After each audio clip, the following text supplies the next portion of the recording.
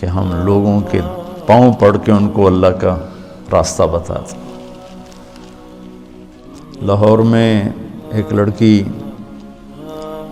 بدنام زمانہ ہے، وہ میں نے ایسے اسے سلام دعا کر کر کر کر ماشاءاللہ 5 وقت نمازی بن گئی. تو وہ ایک جگہ شوٹنگ ہو رہی تھی، تو میں نے اسے فون کیا. میں نے کہا میں لاہور میں ہوں، مل سکتی ہو آ کے؟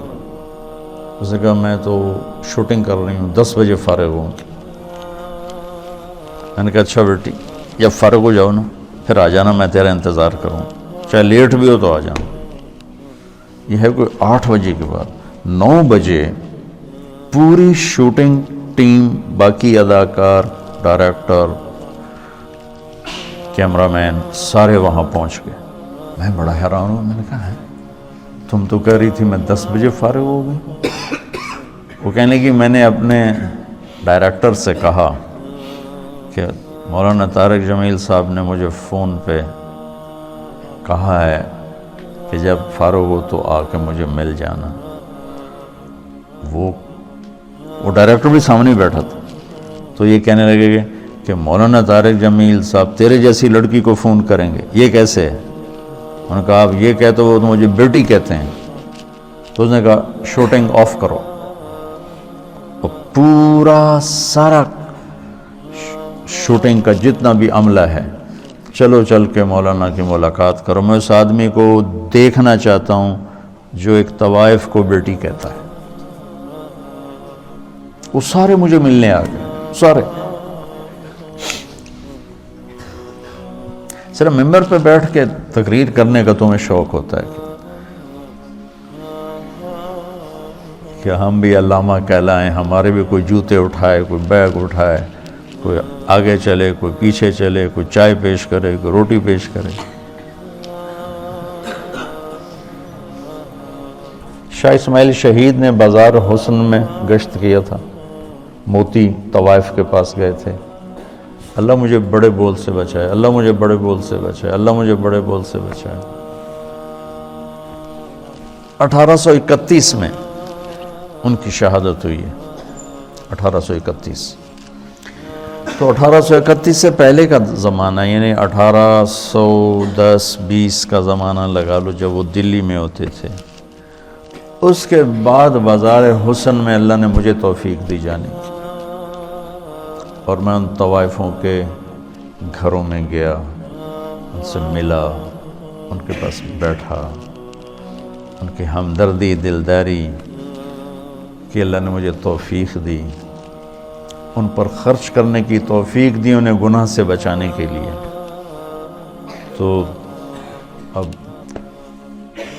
8-9 سال ہونے کو ہیں، تو لمبے کے بازار حسن میں ہر ہفتے تعلیم ہوتی ہے، اور اس میں طوائفیں آ کے تعلیم میں بیٹھ. کسی کو کلمہ نہیں آتا تھا، ان کے کلمے یاد کروائے. وضو نہیں پتہ تھا، وضو کروائے. نماز کا نہیں پتہ تھا، نماز سکھائی. اور کتنی لڑکیوں کی شادیاں ہو گئیں. کتنیوں نے کہا ہمارا خرچہ لگا دو تو ہم یہ پیشہ چھوڑ دیں گی. میں نے ان کا خرچہ لگا دیا، وہ گھر بیٹھ کے کھا رہی ہیں اور برائی نہیں کر رہی ہیں. تو مجھے اس میں کوئی آر نہیں محسوس ہوئی کہ میں اسے بھی اپنی آخرت کا سامان سمجھتا ہوں. اور میں نے ان کی نائکوں سے کہا ہوا ہے کہ جو اپنی بیٹی کی شادی کرے گی میں سارا خرچہ دوں گا. اور جتنا مظلوم یہ طبقہ میں نے جا کے دیکھا ہے، بہت مظلوم طبقہ ہے، بہت مظلوم طبقہ. مرد کی ہوس پوری ہوتی ہے اور لڑکی کے ماتھے پہ طوائف کا داغ لگ جاتا ہے. اور وہ اسی طرح سیٹھ صاحب بھی ہوتا ہے، چودھری صاحب بھی ہوتا ہے، میاں صاحب بھی ہوتا ہے، سردار صاحب بھی ہوتا ہے، مہر صاحب بھی ہوتا ہے. وہ اسی طرح ہوتا ہے. اس کا کالر سفید رہتا ہے، لڑکی کے ماتھے پہ طوائف کا داغ لگ جاتا ہے. پھر 7 سمندر کا پانی بھی اسے دھو نہیں سکتا. اور یہ داغ لگانے والے سارے عیاش لوگ جن کی عیاشی پر تو پردہ پڑ گیا اور اس کے ماتھے پہ کالا داغ لگ گیا. ایک ماں بڑی طوائف ہے، اس کی بیٹیاں جوان ہیں، تو میں نے کہا تو ان کا کوئی رشتہ تلاش کر، میں سارا خرچہ تمہیں دوں گا، شادی کرائیں. اور کہنے لگی مولانا صاحب طوائف کے کوٹھے پہ کون رشتہ مانگنے آتا ہے. مجھے لگا جیسے کسی نے میرا دل چیر کے رکھ دیا. طوائف کے کوٹھے پہ رشتہ مانگنے کون آتا؟ یہاں تو عزت سے کھیلنے آتے ہیں، رشتہ لینے کوئی نہیں آتا. تو مجھے اللہ کے فضل سے میں اسے اپنی آخرت کا سامان سمجھتا ہوں کہ کم از کم ایک پورا محلہ طوائفوں کا، اس میں نمازیں شروع ہو گئی ہیں. کئیوں کو میں نے عمرے کروائے، ان کو عمرے پہ بھیجا. آج ابھی یہاں آنے سے پہلے ان کا جو ایک مردوں میں ایک بڑا چودھری ہوتا ہے، ایک عورتوں میں ہوتی ہے، ان کا اپنا ایک پورا نظام ہے. میں نے اسے فون کر کے کہا تم تیاری کرو، میں تمہیں عمرے پہ بھیجتا ہوں. اس نے مجھے اتنی دعائیں دیں، اتنی دعائیں دیں. تو میں چاہتا ہوں تبلیغ تمہارے اندر اس طرح اترے. میری تمنا ہے کہ اللہ آپ کے اندر تبلیغ زندہ کر دے. پھر چاہے ممبر پہ بیٹھو، کرسی پہ بیٹھو، درسگاہ میں بیٹھو، دکان پہ بیٹھو، گھوڑے پہ بیٹھو، گاڑی پہ بیٹھو، ہوا میں اڑو، تبلیغ تمہارے اندر ہو. اللہ کا نبی تشریف فرماتے کہ طوائف کا گزر ہوا، یعنی میں پیچھے سے دلیل دے رہا ہوں. تو مدینے وہ کہنے لگے یہ کیسا نبی ہے جو اکیلے ہی روٹی کھاتا ہے، کسی کو بلاتا ہی نہیں. وہ تو آپ کو تکلیف دینا چاہتی تھی، تنگ کرنا چاہتی تھی. تو آپ فرماتے طوائف ہے، اس کو دھکے دے کے باہر نکالو. آپ نے فرمایا آ جاؤ، آ جا، بیٹھ جا. ساتھ بٹھا لیا.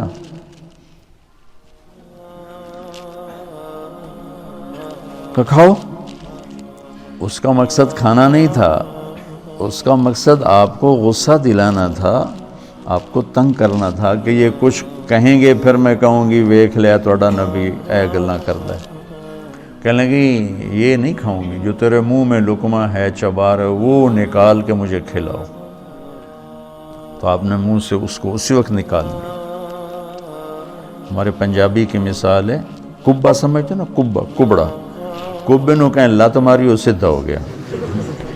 اس کہ بھائی تیری مہربانی. تو وہ کبے والی لت بن گئی. وہ تو آپ کو تنگ کر رہی تھی، اور اسے کیا خبر کہ نبی کے منہ کا لعاب جب اس کے منہ میں جائے گا تو کیا ہوگا.